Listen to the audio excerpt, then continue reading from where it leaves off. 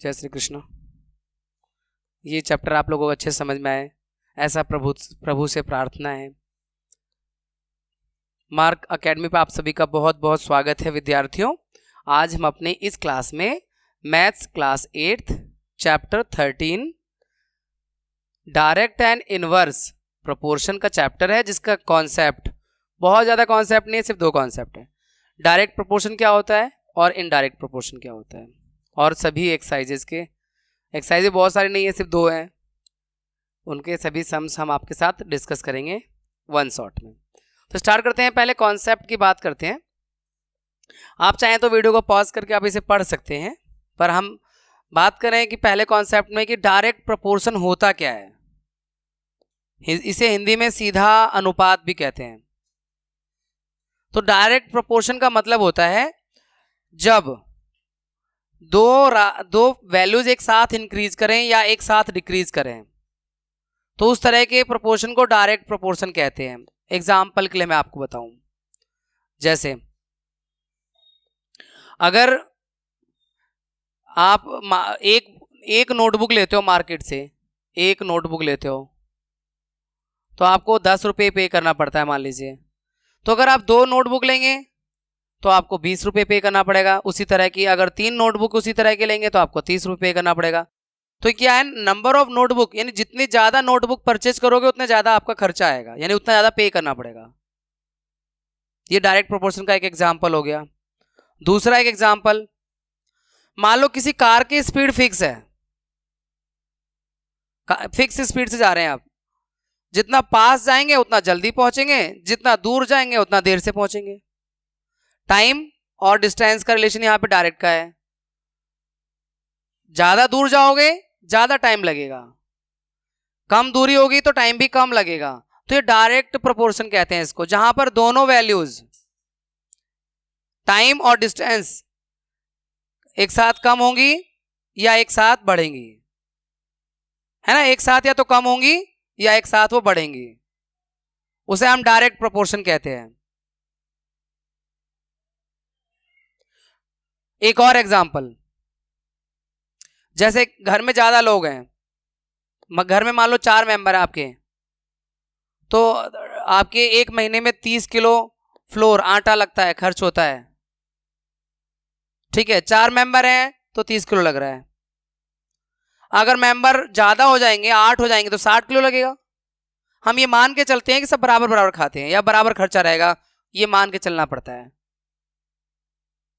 तो ये direct proportion हो जाता है। एक पेंसिल लोगे 5 रुपए देने पड़ेंगे, 2 पेंसिल लोगे 10 रुपए देने पड़ेंगे, यानी नंबर ऑफ पेंसिल और उसकी जो कीमत कॉस्ट पे करनी पड़ रही है वो डायरेक्ट प्रोपोर्शन में है। ज्यादा पेंसिल खरीदोगे ज्यादा रुपए देने पड़ेंगे। तो ये डायरेक्ट प्रोपोर्शन हो गया पहला कॉन्सेप्ट। और आखिरी कॉन्सेप्ट, दूसरा भी वही है आखिरी भी वही, दो ही कॉन्सेप्ट है इनवर्स प्रोपोर्शन का। इनवर्स प्रोपोर्शन किसे कहते हैं? यहां पर क्या होता है ना, मैं एक एग्जांपल देता हूं, एक स्पीड का और टाइम का। डिस्टेंस फिक्स है, मान लो आपको अपने घर से रेड फोर्ट जाना है, लाल किला जाना है, और ये डिस्टेंस फिक्स है 20 किलोमीटर का। अब अगर आप स्पीड मान लो 30 की स्पीड से जाओगे तो जो भी टाइम लगेगा, टाइम, ठीक है। अगर आपने स्पीड को बढ़ा दिया 60 कर दी तो टाइम आधा हो जाएगा, नहीं हो जाएगा? स्पीड ज्यादा होगी तो टाइम कम होगा, स्पीड कम होगी तो टाइम ज्यादा होगा। ये डिस्टेंस फिक्स है कि जाना आपको वही 20 किलोमीटर है, रेड फोर्ट तक ही जाना है। तो इस तरह का एग्जाम्पल होता है इनवर्स प्रोपोर्शन का, इनवर्स रिलेशन का।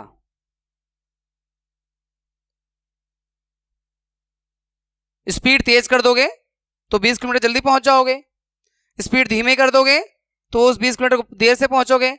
यानी स्पीड और टाइम का रिलेशन देखना है आपको, डिस्टेंस को इग्नोर करो, डिस्टेंस तो फिक्स है। स्पीड और टाइम का रिलेशन, स्पीड ज्यादा टाइम कम, स्पीड कम टाइम ज्यादा। ऐसे ना तराजू में एक चीज बढ़ेगी एक से घट जाएगी, ऐसे तराजू ऐसे से होता है। इनवर्स में तराजू को बैलेंस कहते हैं ना, अंग्रेजी में बैलेंस कहते हैं ना, जिससे पहले तौलते थे, वेट करते थे, बीच में सेंटर होता था। जैसे फल कभी तौलते हैं, सब्जियां तौलते हैं, तो वेट ज़्यादा है तो आपका वो फल अगर ज़्यादा हो गए तो फल वाला नीचे आ जाएगा, वेट वाला ऊपर चला जाएगा। फल कम है तो फल वाला ऊपर रहेगा बैलेंस, ये नीचे रहेगा। तो ये इनवर्स इस तरह का रहता है। तो जैसे इसमें बताया, एक और एग्जाम्पल है। मान लो कि आपके घर में राशन फिक्स था कि इस महीने भैया हम केवल 30 kg ही रखेंगे राशन में, राइस और फ्लोर दोनों मिला के, या जो भी फ्लोर रख लो। जैसे किसी कैंटीन में होता है या किसी हॉस्टल में है, हॉस्टल में 30 किलो है आटा और 30 किलो में 100 बच्चे खा सकते हैं एक महीना। मान लो, ज़्यादा बोल दिया, खैर मान लो 30 किलो में 20 बच्चे खा सकते हैं एक महीना, ठीक है। 20 बच्चे 30 दिन खा सकते हैं, यानी C फॉर चिल्ड्रन और D for days. 30 kilo rice को, ये फिक्स हो गया। इसको एक जगह एक चीज़ तो फिक्स करनी ही पड़ती है, वो तो आपको देखना है, ये फिक्स है वो। अब अगर 20 बच्चे हैं तो वो राशन चलता है 30 दिन। अगर बच्चे ज़्यादा हो जाएं, 40 हो जाएं, तो राशन 15 दिन चलेगा। ये मान के चलते हैं बच्चे सब बराबर बराबर खाएंगे। तो इस तरह के रिलेशन को बोलते हैं इनवर्स रिलेशन, प्रतिलोम समानुपात, हिंदी में उसे कहते हैं प्रतिलोम समानुपात। और डायरेक्ट रिलेशन को, डायरेक्ट प्रोपोर्शन को बोलते हैं सीधा समानुपात। बस यही दो कॉन्सेप्ट हैं, इसी से पूरी एक्सरसाइज, पूरा चैप्टर आपका पूरा हो जाएगा। तो शुरुआत करते हैं अपने चैप्टर की। देखिए हमारे पास फर्स्ट क्वेश्चन है, following are the car parking charges near a railway station up to. 4 घंटे के लिए 60 रुपया है, 8 घंटे के लिए 100 रुपया है, 12 घंटे के लिए 140 रुपया है और 24 घंटे के लिए 180 रुपया है। फिर चेक करना है, check if the parking charges are in direct proportion to the parking time. क्या पार्किंग का चार्ज पार्किंग टाइम के डायरेक्ट प्रोपोर्शन में है? नहीं है, नहीं है, क्योंकि देखो अगर 4 घंटे का 60 रुपये लग रहा था तो 8 घंटे का 120 होना चाहिए था, उसी रेशो में बढ़ना चाहिए। फिर 12 घंटे का 180 होना चाहिए था अगर डायरेक्ट में रहता, और फिर 24 घंटे का आपका 6 गुना करते तो 360 रुपये होना चाहिए था, पर ऐसा नहीं है। तो ये जो वैल्यू है पार्किंग का चार्ज और जो टाइमिंग है, ये दोनों डायरेक्ट प्रोपोर्शन में नहीं है। टाइम जितना ज्यादा लग रहा है उतना रेट कम होता जा रहा है। स्टार्टिंग में ज्यादा है, 4 घंटे के 60 रुपए हैं, पर 8 घंटे के 100 रुपए हैं, 120 नहीं है। तो ये डायरेक्ट प्रोपोर्शन में नहीं है, पार्किंग चार्ज और टाइम डायरेक्ट प्रोपोर्शन में नहीं है, सीधा समानुपात में नहीं है। ठीक है, तो इतना ही करना था इस क्वेश्चन में, बताना था कि है या नहीं है। Now we have second question बच्चों। A mixture of paint is prepared by mixing 1 part of red pigment with 8 part of base। देखो बेटा, रेड पिगमेंट यानी कलर होता है, मतलब आप जब पेंट बनवाते हैं ना, घर के लिए, दीवारों के लिए बनवाते हैं, तो उसमें एक बेस होता है पहले से ही जो बाल्टी में रहता है, और उसमें रेड पिगमेंट यानी लाल रंग डाल रहे हैं उसमें 1 पार्ट, तो बेस होना चाहिए 8 पार्ट। क्वेश्चन में बोल रहे हैं। अब find the part of the base that to be needed to that need to be added. देख लेना कुछ मिसप्रिंट तो नहीं है एडेड के अलावा। क्वेश्चन पूरा है ये। अब जैसे यहां पर डायरेक्ट प्रोपोर्शन रहेगा, 1 पार्ट अगर रेड पिगमेंट है और बेस कितना है 8, तो इनका रेशियो 1:8 है। तो अगर तो इसका भी 8 गुना कर दो 32 हो जाएगा, बेस 32 पार्ट होगा। रेशियो वही रहना, 8 टाइम्स करना पड़ेगा। 7 है तो 7 का 8 टाइम्स 56, 12 का 8 टाइम्स 96 और 20 का 8 टाइम्स 160।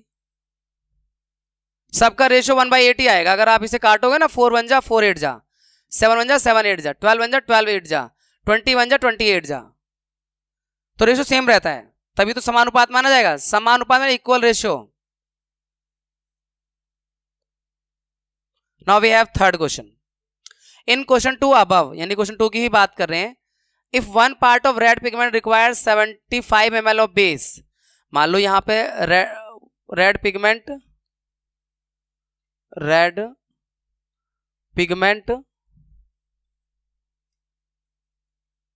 और बेस, दो चीजों की बात कर रहे हैं। अगर रेड पिगमेंट 1 पार्ट लग रहा है तो उसमें 75 ml बेस चाहिए, बेस यानी ml में।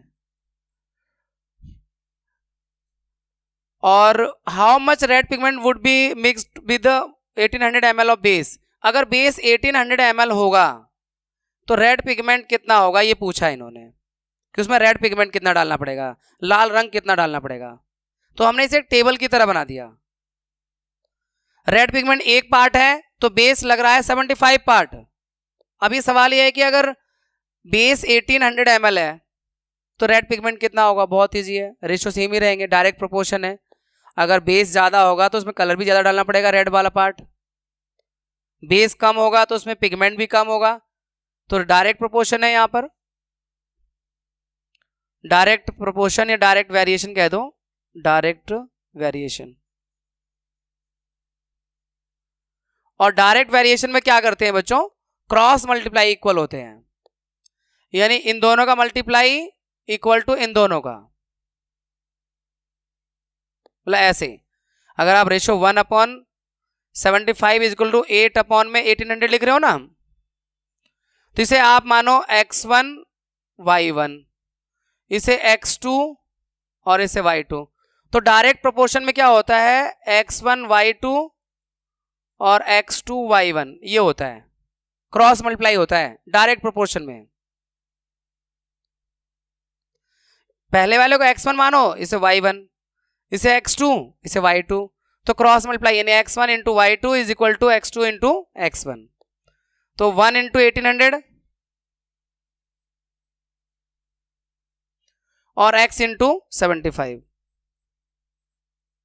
x की वैल्यू निकालो, 1800 अपॉन में 75 इज इक्वल टू x। 15 से 5 बार में गया और 15 से 15 कम 15 3 15 30 और 0 5 से गया 24 बार में, x की वैल्यू 24। तो यहाँ पे जो रेड पिगमेंट है उसके 24 पार्ट चाहिए, 24 पार्ट रेड पिगमेंट डालना पड़ेगा 1800 ml बेस में। तो आपको ना ये डायरेक्ट प्रोपोर्शन में एक चीज याद रखना है, जो पहला वाला रेशियो होगा x1 अपॉन y1 होगा और दूसरा रेशियो x2 अपॉन y2, अगर तीसरा भी है तो x3 अपॉन y3। तो इसमें क्रॉस मल्टीप्लाई इक्वल होते हैं, this one x1 y2 equal to होता है x2 y1। तब इसमें 1 2 3 4 चीजें होती हैं, उनमें से कोई 3 होती है हमारे पास, चौथी निकल जाती है। यहां भी तो 4 चीजें थी, 1 2 3 4, तो x निकल गया क्योंकि 3 चीजें थी हमारे पास में।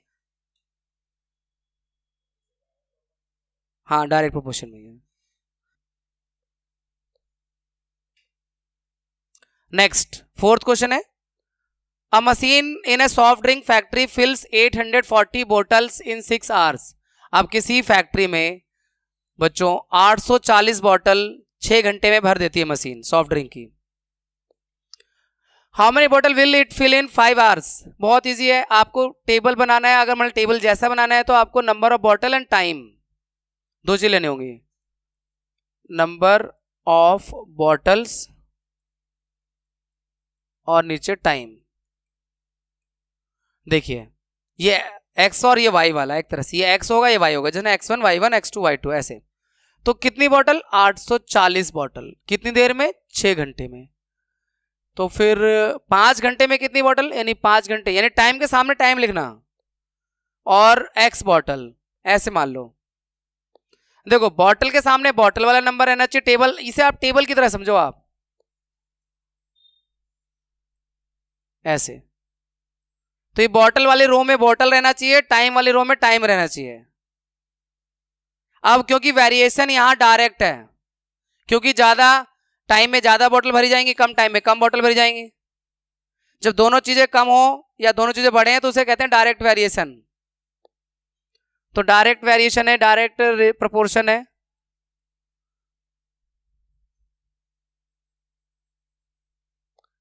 तो डायरेक्ट वेरिएशन मैंने आपको बताया क्रॉस मल्टीप्लाई करते हैं, ये x1 है, ये y1 है, ये x2 है, ये y2 है, तो ऐसे क्रॉस मल्टीप्लाई कर लेते हैं इक्वल।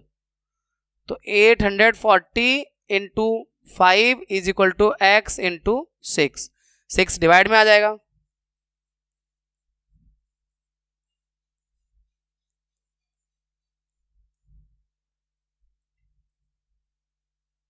फोर्टीन 700 बॉटल भर देगा बच्चों 5 घंटे में, 5 घंटे में 700 बॉटल्स फिल कर देगा ये। ठीक है। Now we have next fifth question. A photograph of bacteria enlarged 50,000 times attains a length of 5 centimeter as shown in the diagram. Diagram यहाँ नहीं दिखाया हुआ है। कोई बैक्टीरिया है, अगर उसको एनलार्ज यानी बड़ा किया जाता है, मैग्नीफाई किया जाता है लेंस के जरिए, 50,000 गुना अगर मैग्नीफाई करते हैं तब जाके उसकी लेंथ आती है 5 सेंटीमीटर। तो उसकी एक्चुअल लेंथ क्या होगी, और फोटोग्राफ को अगर 20,000 टाइम अगर एनलार्ज करते हैं तो उसकी लेंथ क्या होगी, बैक्टीरिया की लेंथ। यहाँ पे दो चीजें हैं, length of bacteria and enlargement या मैग्निफिकेशन। बड़ा करने को मैग्निफिकेशन भी कहते हैं। तो मैग्निफिकेशन यानी बड़ा करना, मैग्निफिकेशन और लेंथ। अब ये जैसे टेबल बन रही है,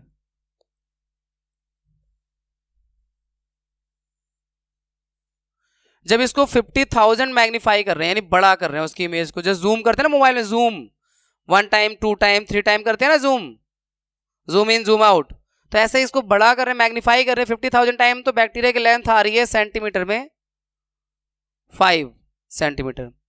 और एक्चुअल लेंथ क्या होगी, एक्चुअल लेंथ का मतलब कि 1 टाइम मैग्नीफाई, उतना ही रहना चाहिए, जितना है उतना ही है, तो उसकी लेंथ मान लो x सेंटीमीटर आएगी। और जब 20,000 टाइम मैग्नीफाई करेंगे तो उसकी लेंथ मान लो y सेंटीमीटर आएगी। हमें मालूम नहीं है ना, तो हम कैलकुलेट कर लेंगे, y मान लेते हैं अभी वैसे ही। तो हमने क्या कहा था, ये x1 y1, x2 y2, x3 y3 है। करना क्या है, क्रॉस मल्टीप्लाई करना है इनका। पहले इन दोनों का क्रॉस करेंगे तो x आ जाएगा,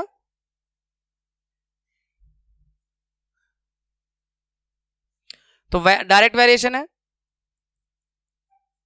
डायरेक्ट वेरिएशन। तो 50,000 x यानी इन दोनों का इज इक्वल टू 5, तो x की वैल्यू हो जाएगी 5 अपॉन में 50,000, ये 50,000 डिवाइड में आ जाएगा, 5 बन जा 5 से 10,000, मतलब 1 सेंटीमीटर का 10,000वां भाग, 1 सेंटीमीटर 1/10,000 सेंटीमीटर, जिसको आप ऐसे भी लिख सकते हो 10⁻⁻4 सेंटीमीटर। आई से आप ऐसे भी लिख सकते हो 0.001 सेंटीमीटर। ये लेंथ है, एक्चुअल लेंथ है बैक्टीरिया की, एक्चुअल साइज है 1 सेंटीमीटर, जो इतना सा होता है उसका 10,000 पार्ट। अब अगर उसे 20,000 टाइम मैग्नीफाई करते हैं तो लेंथ क्या होगी, तो देखिए उसके लिए वही फिर से करेंगे, y इंटू दिस, चाहे तो इसके क्रॉस कर लो चाहे इससे कर लो, कोई फर्क नहीं पड़ता, आंसर सेम आना है। तो y का अगर 50,000 से करोगे, 50,000 इंटू वाई और 20,000 इंटू 5, अगर इससे कर रहे हो तो इसी से करना, चाहो तो x की वैल्यू रख के इससे भी कर सकते हो। अब y यहीं रहने दो, इसे डिवाइड में ले आओ, ये 1 लाख हो गया और नीचे 50,000, 4 0 से 4 0, 5 2 10, तो y की वैल्यू 2 सेंटीमीटर। तो अगर बैक्टीरिया के साइज को 20,000 टाइम्स मैग्नीफाई करेंगे तो वो 2 सेंटीमीटर का साइज में दिखने लगेगा एक्चुअल साइज से। एक्चुअल साइज तो बहुत छोटा है उसका, 0.0001 सेंटीमीटर, लेकिन अब उसको 20,000 टाइम मैग्नीफाई करेंगे तो वो फिर 2 सेंटीमीटर के साइज का दिखने लगेगा। ठीक है, ये क्वेश्चन नंबर 5 था। Now we have 6th question बच्चों। In a model of ship the mast is 9 centimetre high while the mast of the actual ship is 12 metre high. बच्चों एक शिप है, एक उसका मॉडल है और एक एक्चुअल है। उसमें मास्ट वो जो बड़ा सा हाइट में पर्दा सा लगा होता है ना, जिससे वो हवा के फ्लो से आगे बढ़ता है। वो बाहुबली मूवी में देखे वो गाना चलता है जब जब वो लेकर आता है पहली बार, क्या बोलते हो, देवसेना नहीं दूसरी, हाँ देवसेना को तो लेकर आता है, तो वो ऐसी शिप दिखाते हैं ना आई थिंक, जिसमें वो ऐसे बड़ा सा पर्दा लगा होता है। हाँ, तो वो इसी तरह का मास्ट समझो आप, हाइट में लगा हुआ है। तो जो मॉडल है, एक मॉडल होता है एक एक्चुअल होता है। आप कहीं भी जाओ, अगर बड़ी प्लेस पे जाओ, कोई बड़ी बिल्डिंग पे जाओ, जैसे आप मंदिर चले जाओ, जैसे इस्कॉन टेम्पल चले जाओ आप, तो वहाँ पे आप अंदर जाओगे ना, तो वहाँ पे इस्कॉन टेम्पल का पूरा मॉडल बना हुआ है, रखा हुआ है कि कहाँ पर क्या क्या चीज़ें हैं ये देखने के लिए। इस्कॉन टेम्पल के अंदर ही उसका मॉडल रखा रहता है, उसके डिज़ाइन, उसकी पार्किंग कहाँ है, रेस्टोरेंट कहाँ है, मेन जो प्लेस है वो कहाँ है। तो मॉडल का मतलब यही है यहाँ पर कि एक जहाज का मॉडल है और एक एक्चुअल शिप है। तो यहाँ पे जो मॉडल है उसमें हाइट मास्ट की 9 सेंटीमीटर है और एक्चुअल हाइट 12 मीटर है।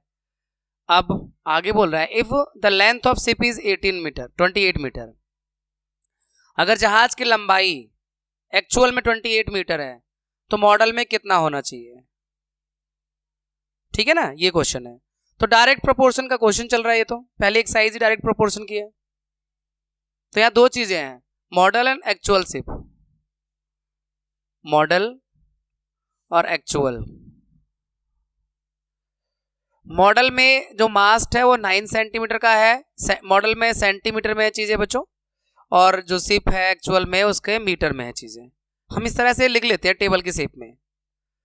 9 सेंटीमीटर हाई है तो एक्चुअल शिप में वो हाइट 12 मीटर है रियलिटी में।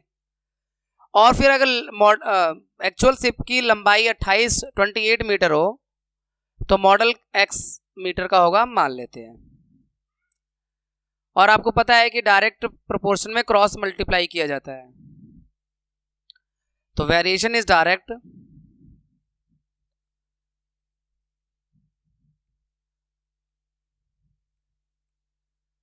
इसलिए ये जो क्रॉस मल्टीप्लाई है वो इक्वल होगा, यानी 12 इंटू एक्स और 9 into 28। x is equal to 9 into 28 upon में 12। 3 जा 9 और 3 4 जा 12, 4 7 जा 28, 21 सेंटीमीटर।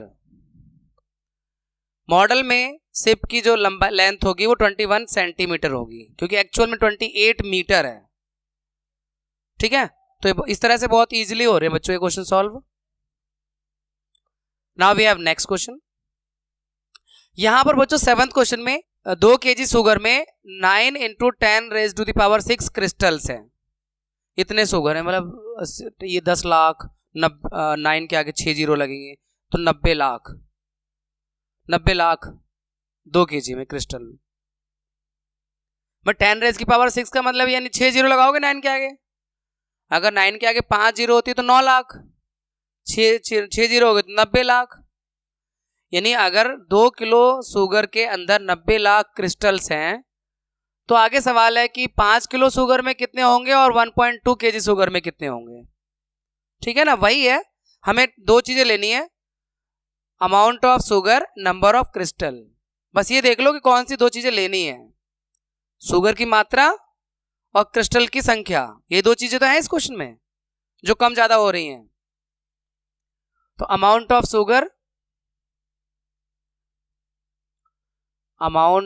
शुगर, और नंबर ऑफ क्रिस्टल।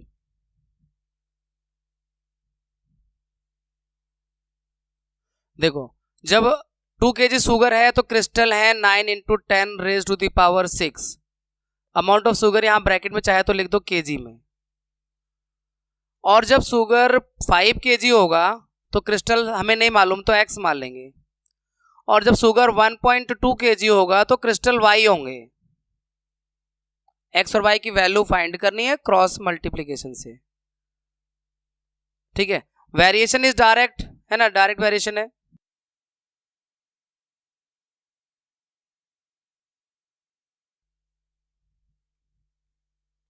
कैसे मालूम चलता है कि वेरिएशन डायरेक्ट है, मैं बताता हूं बच्चों। दोनों चीजें कम होती हैं एक साथ या दोनों चीजें बढ़ती हैं एक साथ। ज्यादा शुगर होगा ज्यादा दाने होंगे, उसमें ज्यादा क्रिस्टल्स होंगे। कम शुगर होगा कम क्रिस्टल होंगे। तो नंबर ऑफ क्रिस्टल और अमाउंट ऑफ शुगर दोनों एक साथ या तो बढ़ेंगे या एक साथ घटेंगे। शुगर बढ़ा दोगे क्रिस्टल बढ़ जाएंगे, शुगर का अमाउंट कम कर दोगे नंबर ऑफ क्रिस्टल कम हो जाएंगे। तो इस तरह के वेरिएशन को बोलते हैं डायरेक्ट वेरिएशन, प्रतिलोम समानुपात हिंदी में। अब क्रॉस मल्टीप्लाई करना पड़ता है डायरेक्ट वेरिएशन में। जब वो आएगा ना इनवर्स वेरिएशन तो उसमें क्रॉस नहीं करेंगे, उसमें इन दोनों का मल्टीप्लाई और इन दोनों का मल्टीप्लाई। ऐसे क्या करेंगे, अगली एक्सरसाइज होगी, यहां क्रॉस मल्टीप्लाई करते हैं। तो ये 2 इंटू एक्स और 5 into 9 into 10 raise to the power 6, तो x is equal to 45 into 10 raise to the power 6 upon 2, 2 से गया 22.5, 22.5 into 10 raise to the power 6। Decimal को यहां शिफ्ट कर दो भाई। चैप्टर 12 आपने किया हुआ है, उसकी दूसरी एक्सरसाइज की हुई है, अगर नहीं की है तो प्लेलिस्ट में जाके देखो 12.2 को।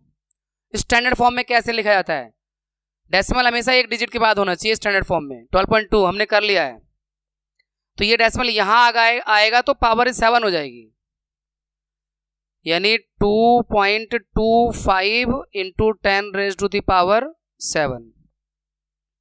ये हो गया number of crystal in 5 kg। 5 kg sugar में इतने क्रिस्टल होंगे। अब 1.25 kg में फिर से क्रॉस मल्टीप्लाई कर दो, 2 इंटू वाई और ये 2 इंटू वाई इन दोनों का, और ये 1.2 into this 1.2 into 9 into 10 raise to the power 6, तो y is equal to 1.2 into 9 into 10 raise to the power 6 upon 2, 2 से जाएगा 0.6 बार में, 9 6 54, 5.4 into 10 raise to the power 6। इतने क्रिस्टल होंगे 1.2 kg में, 54 लाख, 54 लाख। ठीक है, चले आगे। है कोई मुश्किल नहीं है ना, आसान कितने हैं। Now we have 8th question. Rashmi has a road map with a scale of 1 centimeter representing 18 kilometre. Rashmi के पास एक रोड मैप है, मैप में स्केल बना होता है कि 1 सेंटीमीटर कितना किलोमीटर दिखा रहा है, उसे स्केल कहते हैं। तो जो भी मैप रश्मि के पास है, उस मैप में 1 सेंटीमीटर की लेंथ से 18 किलोमीटर दिखाया जा रहा है। She drives on road for 72 kilometre. अगर रोड पर 72 किलोमीटर उसने ड्राइव किया है, तो what would be her distance covered in the map. Map में कितना होगा, ये तो बहुत आसान है, 4 सेंटीमीटर होगा भाई। 1 सेंटीमीटर से 18 किलोमीटर हो रहा है, तो 4 सेंटीमीटर से 72 किलोमीटर हो जाएगा। ये तो बहुत इजी है क्वेश्चन। अब यहाँ पे 2 चीजें लेनी है प्रेजेंट करते समय, डिस्टेंस ऑन मैप और एक्चुअल डिस्टेंस। ये ऐसे क्वेश्चन को ध्यान से पढ़ के आपको ये तो डिसाइड करना है, करना सबको आता होगा, आंसर भी आपको याद हो जाएगा। किसान ने 4 सेंटीमीटर बताया था, अब लेके आओ किस तरह से 4 कैसे भी लेके आओ। तो distance on map, distance on map, map पर दूरी, और एक्चुअल डिस्टेंस, 2 चीजें यहां बना लो टेबल में, एक्चुअल डिस्टेंस। मैप में अगर 1 सेंटीमीटर था तो एक्चुअल 18 किलोमीटर था, यानी मैप में जो डिस्टेंस है वो सेंटीमीटर में है, या ब्रैकेट में लिख दो, और एक्चुअल डिस्टेंस किलोमीटर में है, ये भी ब्रैकेट में लिख दो। 1 सेंटीमीटर 18 किलोमीटर को दिखा रहा है, तो फिर 72 सेंटीमीटर 72 किलोमीटर x सेंटीमीटर के द्वारा दिखाया जाएगा। x वो पता नहीं है ना, इसलिए x लिखना पड़ता है। फिर वही वेरिएशन डायरेक्ट है, वेरिएशन इज डायरेक्ट, वीडी। आप लोग मत लिखना वीडी टेस्ट में, कॉपी में स्कूल की, क्योंकि मैं तो ऑडियो में बोल रहा हूँ ना, ऑडियो आप सुन रहे हो।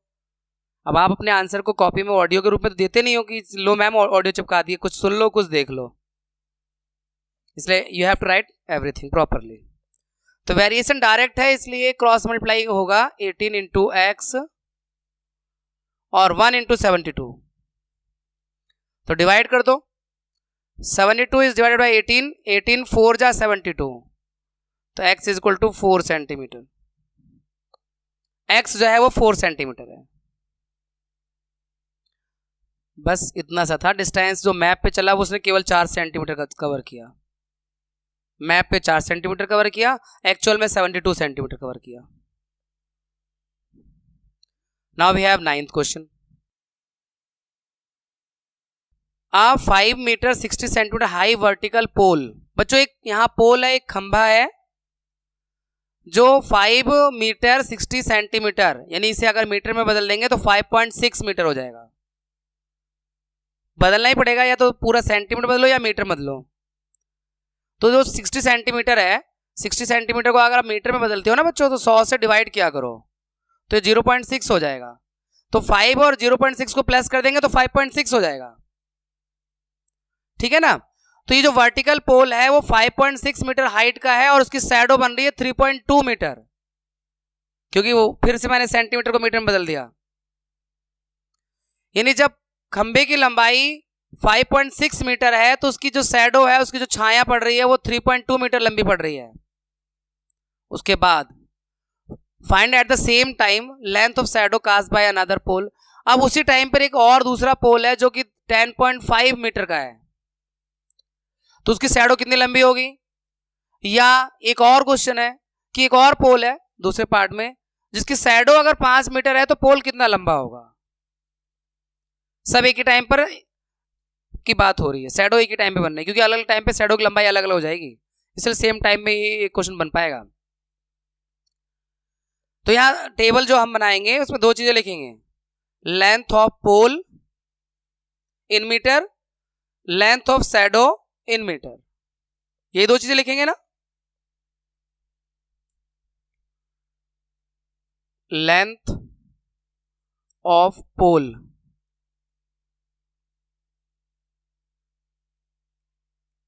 लेंथ ऑफ शैडो,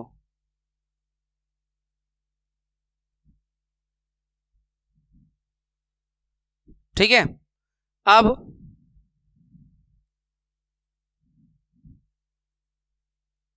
पोल की लेंथ 5.6 और शैडो 3.2। भाई मैंने मीटर में चेंज करना बता दिया है, एक बार और बता देता हूं।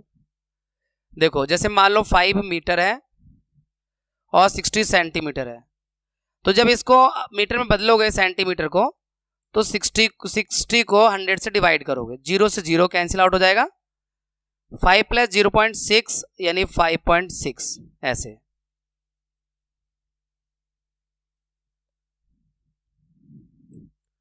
इसलिए सब में ऐसे हो जाएगा।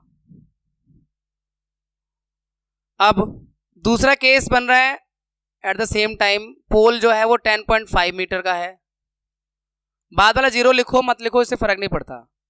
तो उसकी शैडो मान लो उसकी शैडो होगी x मीटर की। फिर तीसरा पार्ट इसमें आ रहा है कि अगर शैडो 5 मीटर की है तो पोल मान लो y मीटर का होगा, ऐसे।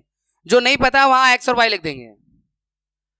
अब variation is direct, variation is direct, इसलिए क्रॉस मल्टीप्लाई करो,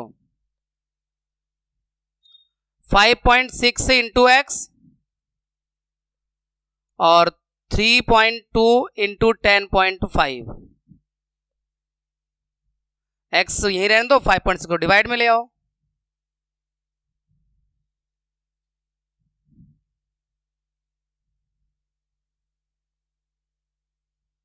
देखो डेसिमल के बाद यहां एक डिजिट है, यहां भी एक डिजिट है, डेसिमल से डेसिमल को हटाया जा सकता है, बस नंबर ऑफ डिजिट यानी एक यहां भी एक बराबर होना चाहिए। ये डेसिमल से डेसिमल हटा दिया, 8 7 जा 8 4 जा, 7 से 10.5 को करोगे तो 1.5।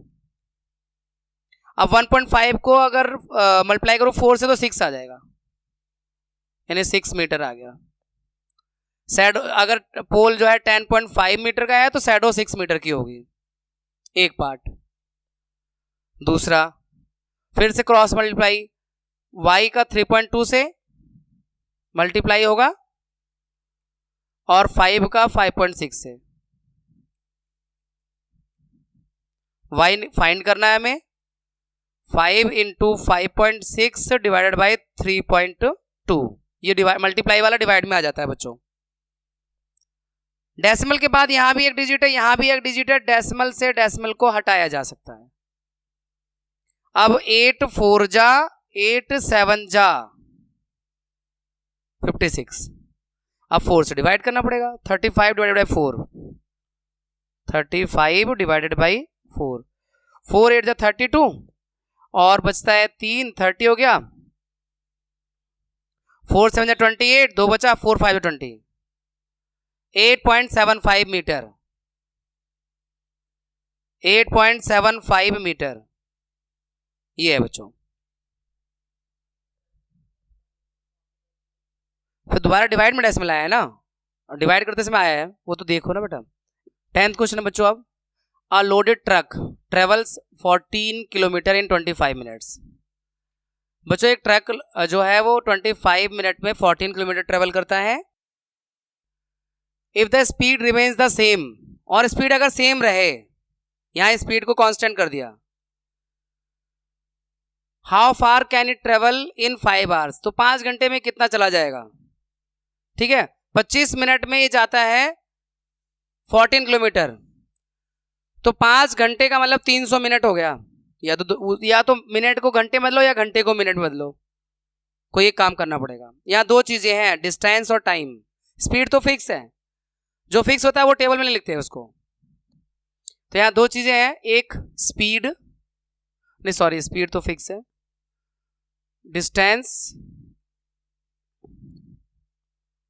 डिस्टेंस किलोमीटर में, इन किलोमीटर, और टाइम मिनट में ले रहा हूं बच्चों, क्योंकि फिर डेसिमल का चक्कर नहीं रहेगा। Time in minute. देखो 14 किलोमीटर का डिस्टेंस 25 मिनट में कवर हो रहा है, तो 5 आवर को यहां साइड में लिख दो। 5 hours is equal to 5 into 60 minute, तो 300 मिनट। तो ये आपका x किलोमीटर जाएगा वो 5 आवर में, यानी 300 मिनट में। ऐसे मतलब यहां मिनट है तो यहां आवर का कोई लॉजिक नहीं है, या तो दोनों आवर हो, यहां किलोमीटर तो ये भी किलोमीटर हो। इन सब का ध्यान रखना है आपको। अब क्रॉस मल्टीप्लाई करनी, वेरिएशन इज डायरेक्ट, तो क्रॉस मल्टीप्लाई कर दो। 25 into x is equal to 14 into 300, तो x is equal to 14 into 300 divided by 25। 25 बन जा 25, और 25 टू जा 14, 12 जा 12 4 जा 48, 4 कैरी ओवर, 12 जा 12 4 16, 168 किलोमीटर बच्चों। 5 घंटे में 168 किलोमीटर ये कवर कर जाएगा डिस्टेंस। ठीक है,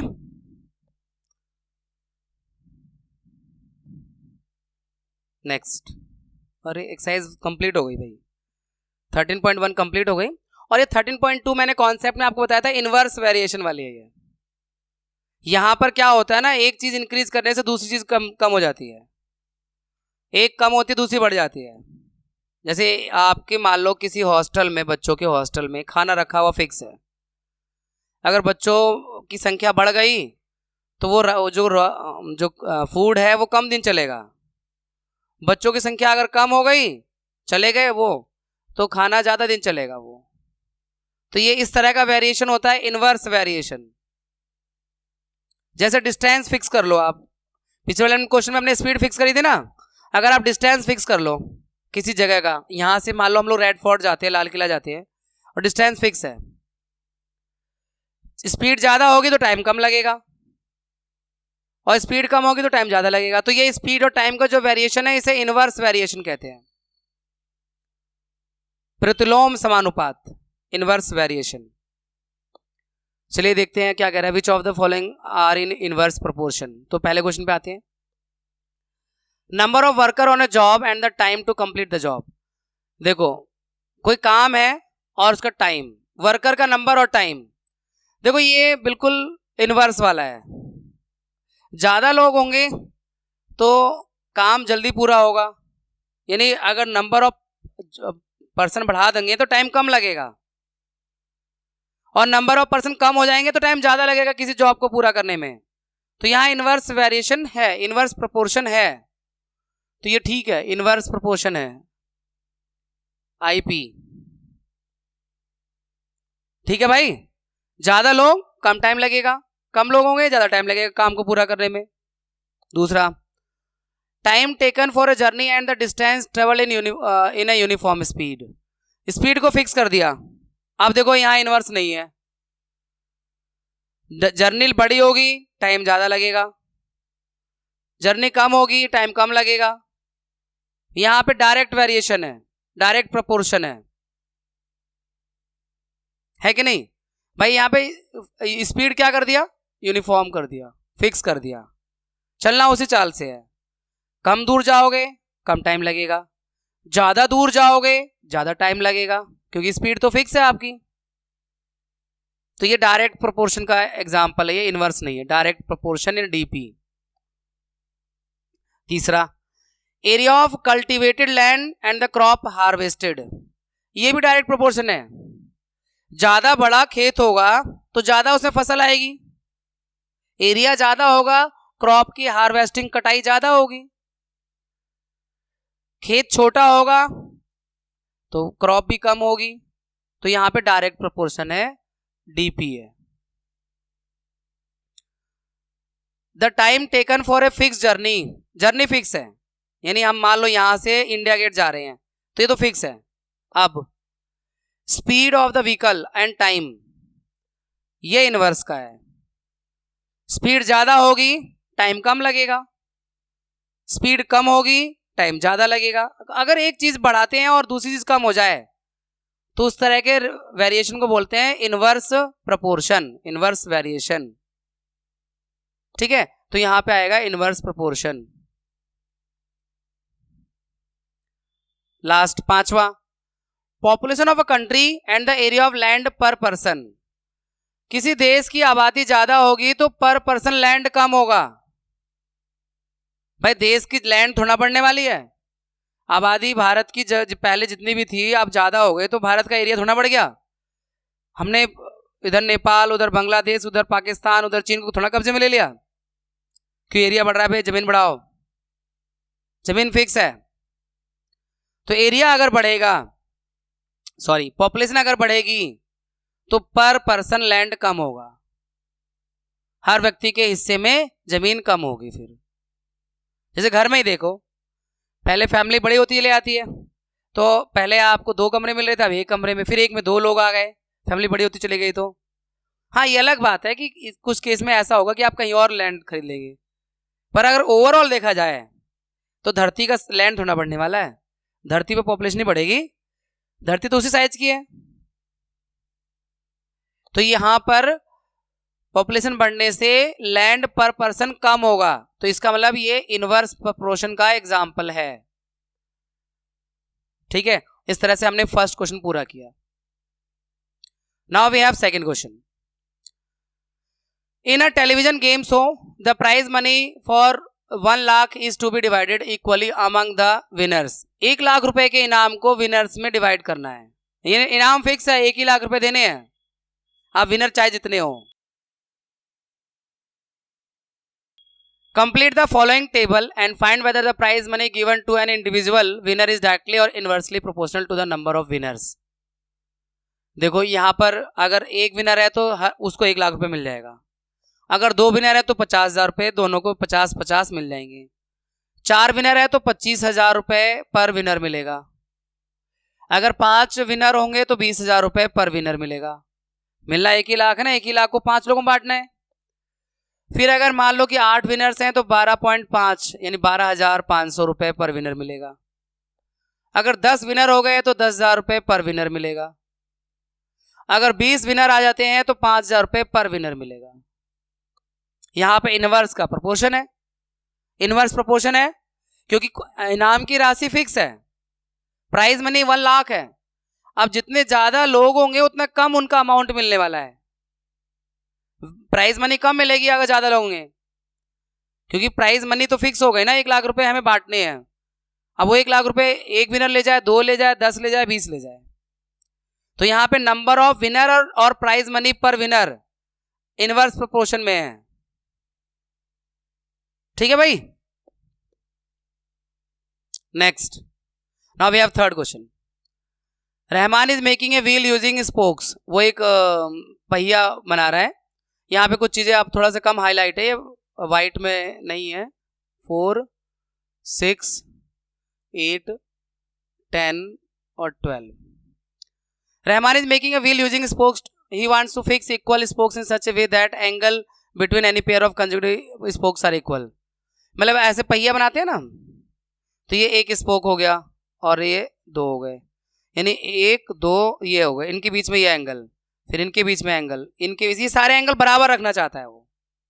तीलियों के बीच में जो एंगल होता है, स्पोक्स यानी तीलियों से है, व्हील की तीलियां जो होती है, पहिए में जो तीलियां होती है, इन सच ए वे दैट एंगल बराबर होना चाहिए। Help him completing the following table, और उसकी मदद करनी है। अगर 4 स्पोक्स होंगे तो हर स्पोक के बीच में 90 डिग्री एंगल होगा, क्योंकि देखो बेटा पूरा घूम जाने पे 360 ही बनना है, ये तो फिक्स है। भैया अगर पूरा रोटेट हो गया तो 360 डिग्री बनना है। अब अगर 4 उसमें स्पोक्स हैं तो 90 डिग्री पर स्पोक्स के बीच में एंगल होगा, 6 हैं तो 60 डिग्री, अब 8 हैं तो 360 को डिवाइड कर दो 8 से, 45 डिग्री का एंगल होगा हर एक के बीच में। अगर 10 हैं तो 36 डिग्री का एंगल होगा, 10 से डिवाइड कर दो 360 को, मतलब 360 को डिवाइड कर रहे हैं यहाँ पर। और अगर 12 स्पोक्स हैं, ऐसी 12 तीलियां हैं, तो हर तीली के बीच में जो एंगल होगा 12 से डिवाइड करके 30 आ जाएगा। ये लो, हमने उसकी मदद कर दी टेबल को भरने में। अब आगे क्या कह रहे हैं, are the number of spokes and angle formed with a pair of consecutive spokes in inverse proportion. हाँ, जैसे जैसे नंबर ऑफ स्पोक्स यानी तीलियों की संख्या बढ़ रही है, एंगल उनके बीच में कम होता जा रहा है, तो इनवर्स ही तो हुआ ये। एक चीज बढ़ने से अगर दूसरी चीज कम हो रही है, इसका मतलब इन दोनों चीजों के बीच में इनवर्स प्रोपोर्शन है। Second, calculate the angle between a pair of consecutive spokes on a wheel with 15 spoke. अगर 12 की जगह 15 हो गए तो कितना एंगल होगा, 24 डिग्री का होगा, 15 से डिवाइड कर देंगे, 15 2 जा 15 4 जा, यानी 24 डिग्री का एंगल होगा फिर हर एक स्पोक के बीच में। और अगर उनके बीच में एंगल 40 डिग्री का रखना हो तो कितने ही स्पोक्स लगेंगे, फिर से डिवाइड कर दो, 360 को 40 से डिवाइड करो, 9 स्पोक्स होंगे, तो इसका आंसर 9 होगा। इसका थर्ड वाले का आंसर 9 स्पोक्स होंगी, तो हर उनके बीच में जो एंगल हो जाएगा वो 40 डिग्री का हो जाएगा, क्योंकि होना 360 ही है कुल मिलाकर। ठीक है भाई।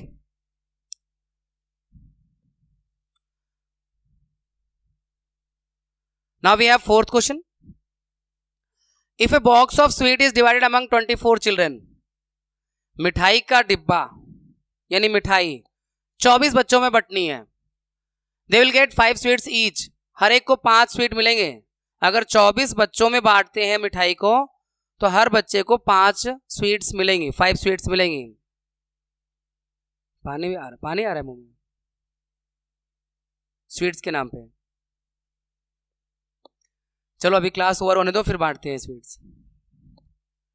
How many would each get if the number of children is reduce by 4।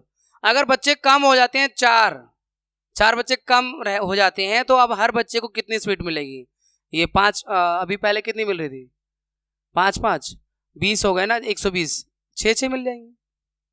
अब हर बच्चे को 6 स्वीट मिलेंगी, तो यहाँ इनवर्स प्रोपोर्शन है।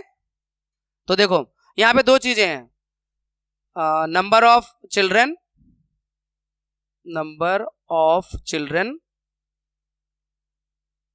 और number of sweet to each children, number of sweets to each, है ना। अब देखो 24 बच्चे हैं तो हर एक को 5 स्वीट मिल रही थी, और अगर 4 बच्चे कम हो गए यानी 20 बच्चे हो गए तो हर एक को x स्वीट्स मिलेंगी, ऐसा मान लेते हैं हम। 4 कम हो गए ना भाई, तो यहाँ 4 मत लिख देना, यहाँ 4 कम हो गए तो 20 बचे, ठीक है। और देखो डायरेक्ट वेरिएशन में क्रॉस मल्टीप्लाई करते थे, यहाँ पे क्रॉस नहीं करना है, यहाँ पे इनवर्स प्रोपोर्शन है, आईपी है, इसलिए this product equal to this product, ऐसे होता है। यानी स्वीट्स तो आपकी 120 है भाई, 24 × 5 120। अब 120 को 20 बच्चों में बांटोगे 6 बढ़ जाएंगी, 30 बच्चों में बांटोगे 4 बढ़ जाएंगी, 40 बच्चों में बांटोगे 3 बढ़ जाएंगी। रहना तो 120 ही है, स्वीट तो फिक्स है ना कि 120 ही है। तो इनवर्स प्रोपोर्शन में आईपी मत लिखना आप लोग, इनवर्स प्रोपोर्शन लिखना पूरा 20 × x, ऐसे क्रॉस मल्टीप्लाई नहीं करना है यहाँ पर, टेबल वैसे ही बनाना जैसे मैंने 8.1 में आपको सिखाई है, बस उसमें क्रॉस मल्टीप्लाई करना, इसमें ऊपर नीचे मल्टीप्लाई करके इक्वल में रखना। अगर टेबल में आपने ये चीजें अलग उलट पलट कर दिया ना, तो फिर उसके हिसाब से अपना दिमाग खुद लगाना कि इसमें क्या होना चाहिए। तो ये 120 और डिवाइडेड बाय 20, 2 6 12, तो हर बच्चे को 6 स्वीट्स मिल जाएंगी, 20 बच्चे हैं तो। Now we have fifth question. A farmer has enough food to feed 20 animals in his cattle for 6 days. एक किसान के पास में 20 जानवरों के लिए 6 दिन का भोजन है, 6 दिन का फूड है किसान के पास 20 जानवरों के लिए। अब how long would the food last if there were 10 more animal in his cattle? अगर 10 उसके पशुओं में, उसके एनिमल्स में 10 और बढ़ जाते हैं, यानी 30 हो जाते हैं, तो ये खाना अब कितने दिन चलेगा? 4 दिन चलेगा, क्योंकि 20 इंटू 6 120, तो 30 इंटू 4 120। ये तो वैसे समझ में आ रहा है, 120 ही होना प्रोडक्ट करके। भाई नंबर ऑफ एनिमल टेबल बनाओगे तो नंबर ऑफ एनिमल्स और number of days, number of days. देखो 20 एनिमल है तो 6 दिन के लिए है, और 10 बढ़ गए यानी 30 एनिमल हो गए तो x दिन के लिए हो गया, क्योंकि यहाँ पे इनवर्स प्रोपोर्शन है। प्रोपोर्शन तो ढूंढना पड़ेगा, देखो पेपर में लिख के थोड़ा आएगा कि इनवर्स प्रोपोर्शन है। यहाँ तो चलो एक्सरसाइज में पता है कि पहली वाली एक्सरसाइज डायरेक्ट प्रोपोर्शन की थी और सेकंड वाली एक्सरसाइज इनवर्स प्रोपोर्शन की है, तो आपको ऐसे तो याद रहेगा। लेकिन आपको ये देखना है ना, पहचानना आना चाहिए कि एनिमल अगर ज्यादा हो जाएंगे तो फूड कम दिन चलेगा, क्योंकि फूड तो फिक्स है ना, एनिमल कम ज्यादा हो रहे हैं, तो इन्हीं एनिमल ज्यादा फूड कम दिन चलेगा। तो इस तरह का प्रोपोर्शन इनवर्स का होता है। एग्जांपल, जब एक चीज बढ़ने से दूसरी चीज कम हो जाए तो उसे इनवर्स प्रोपोर्शन कहते हैं। और इनवर्स प्रोपोर्शन में क्रॉस मल्टीप्लाई नहीं करते, this multiplied equal to this, मतलब 30 into x equal to 20 into 6, तो x equal to 120 divided by 30, 0 से 0, 3 4 जा, x equal to 4, x equal to 4, यानी अब सिर्फ 4 दिन चलेगा ये फूड। ये सारी लाइन लास्ट में लिख देना आप, हम तो आपकी क्लास की रिकॉर्डिंग को लंबा नहीं करना चाहते हैं, इसलिए लिखते कम है, बोलते ज्यादा हैं। ऑडियो है ना, बोल सकते हैं, सुन सकते हो, बट आपको नहीं लिखना, आपको ऑडियो में काम नहीं करना टेस्ट में। अब आइए 6 क्वेश्चन पर। A contractor is estimates that 3 persons could rewire Jaswinder's house in 4 days. एक ठेकेदार कहता है, अनुमान लगाता है कि जसविंदर के घर में अगर तार लगाने हैं, रीवायर करने यानी दोबारा से तार डालने हैं, दोबारा से पूरी फिटिंग करनी है, तो 3 लोग उस काम को 4 दिन में कर सकते हैं। अगर वो 4 लोगों को 3 लोगों की जगह 4 लोग यूज करें तो उस काम को कितने दिन में कर देगा? 3 दिन में कर देगा। 3 लोग 4 दिन में तो 4 लोग 3 दिन में, सीधे सब। कितना आसान एक्सरसाइज है, कितना आसान चैप्टर है ये।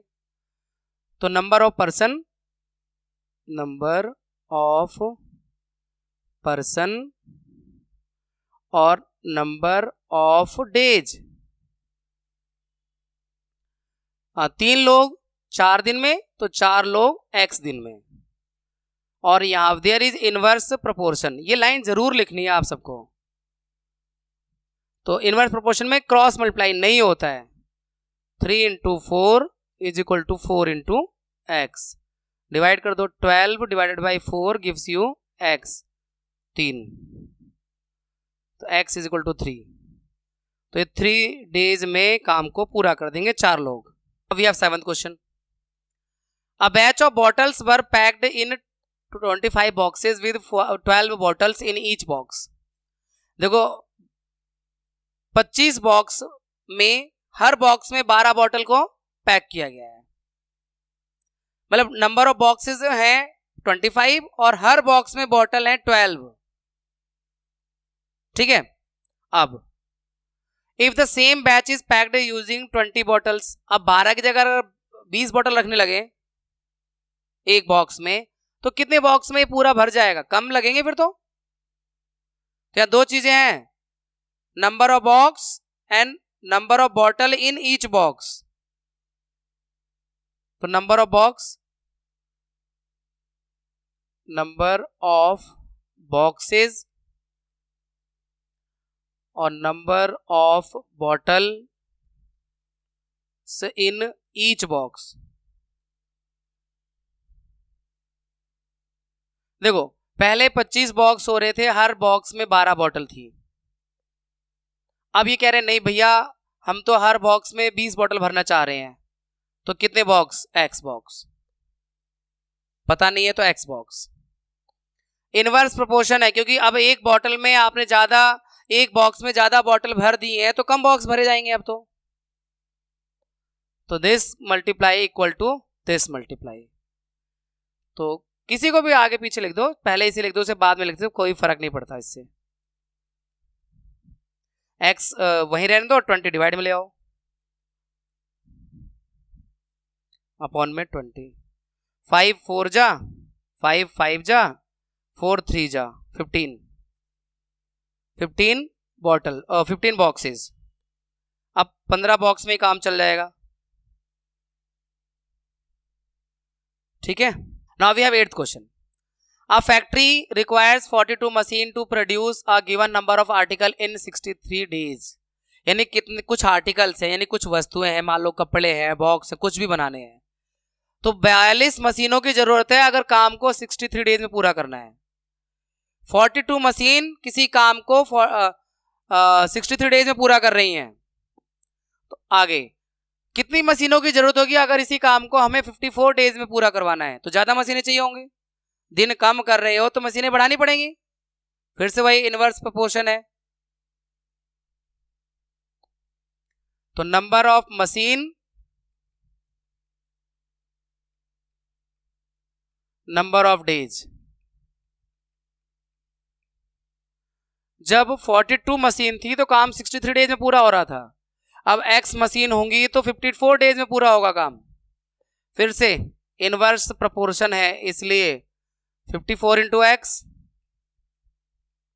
इक्वल होगा 42 इंटू 63, डिवाइड में ले आओ, x is equal to 42 into 63 upon में 54। अब 9 से, 9 6 जा, 9 7 जा, 6 7 जा, 49 मशीनें चाहिए होंगी भाई अगर इस काम को 54 डेज में कंप्लीट करना है, तो 7 मशीनें और बढ़ जाएंगी। कितनी बढ़ जाएंगी? यहाँ पे आंसर में 7 होगा। How many machine would be required to produce the same, हाँ तो फिर ठीक है, फिर तो 49 ही होगा। अगर ये पूछा जाए कितनी मशीनें बढ़ जाएंगे तो 7, total machine 49। Now we have next question. A car takes 2 hours to reach a destination by traveling at a speed of 60 km per hour. Car 2 घंटे लेती है अगर इसकी स्पीड ये रहती है किसी जर्नी को पूरा करने में, यात्रा को पूरा करने में। How long will it take when the car travels at a speed of 80? अब देखो स्पीड बढ़ा दी, टाइम कम लगेगा। स्पीड और टाइम का रिलेशन, डिस्टेंस फिक्स है तो इनवर्स रहेगा। डिस्टेंस फिक्स है, आपको यहां से इंडिया गेट जाना है, तेज जाओगे जल्दी पहुंचोगे, धीरे जाओगे धीरे में पहुंचोगे। स्पीड और टाइम का रिलेशन है यहां पर, स्पीड और टाइम। स्पीड है आपकी पहले 60 kilometre per hour, speed kilometre per hour में है,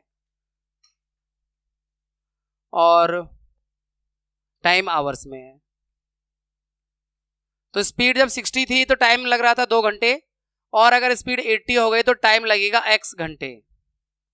और क्योंकि यहां पे इनवर्स प्रोपोर्शन है इसलिए इनका product 80 into x is equal to हो जाएगा 60 into 2, x is equal to 60 into 2 divided by 80, 0 से 0, 2 4 जा, 2 3 जा, और 2 से 2 बार में 3/2 यानी 1.5 आवर में पहुंच जाएंगे बच्चों, 1.5 घंटे में ही पहुंच जाएंगे। बस जो 2 घंटे लग रहे थे वहां पे आप 1.5 घंटे लगेंगे अगर स्पीड को 80 किलोमीटर पर आवर कर दिया तो। Now we have 10th question. 2 person could fit new windows in 3 days. 2 लोग खिड़की को 3 दिन में लगा सकते हैं, फिट कर सकते हैं. 2 लोग 3 दिन में लगा सकते हैं.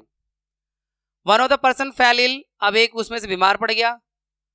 Before the work, काम को शुरू होने से पहले ही बीमार पड़ गया.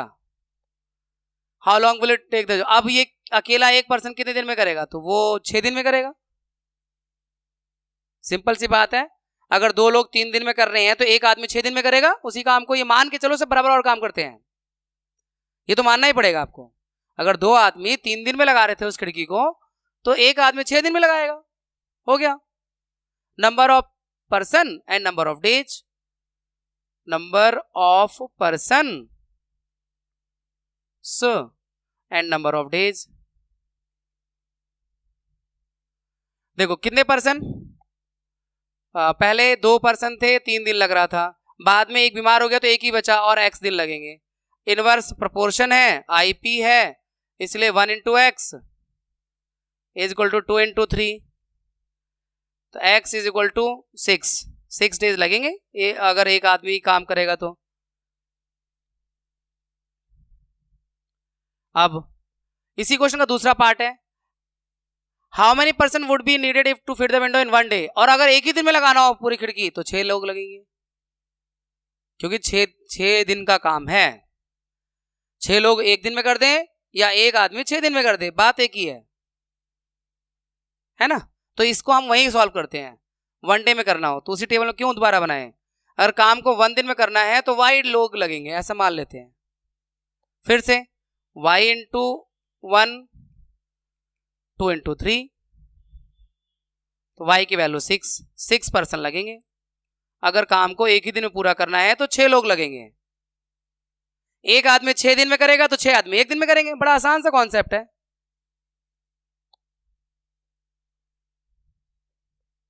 Now we have 11th question. A school has 8 period a day each of 45 minutes. एक स्कूल में 8 पीरियड होते हैं और हर पीरियड 45 मिनट का होता है बच्चों. How long would each period be if the school had 9 periods a day? अगर स्कूल में 8 की जगह 9 पीरियड लगने लगे तो पीरियड का ड्यूरेशन कितना रह जाएगा ये बताना है. 40 मिनट्स का हो जाएगा. तो number of period and duration, number of periods और फिर दूसरे में ड्यूरेशन. देखो अगर नंबर ऑफ पीरियड 8 है तो ड्यूरेशन मिनट में है बच्चों, तो 45 मिनट का एक पीरियड हो गया. अगर पीरियड 9 कर दोगे तो x मिनट का एक पीरियड हो जाएगा. तो यहां क्योंकि पीरियड का नंबर बढ़ाओगे तो पीरियड का टाइम कम हो जाएगा क्योंकि स्कूल का टाइम फिक्स है. अब इनवर्स प्रोपोर्शन है इसलिए 9 into x is equal to 8 into 45. तो x is equal to 8 into 45 divided by 9. 9 5 जा 8 5 जा 40 मिनट्स का एक पीरियड हो जाएगा बच्चों अगर 9 पीरियड करोगे तो. नेक्स्ट हो गया. अरे वाह, खुश हो जाइए, आपका तो बहुत सारा सिलेबस पूरा हो गया. अपना बेहद ख्याल रखिए, मन लगा के पढ़िए. हम मिलते हैं आपसे किसी फिर नए चैप्टर.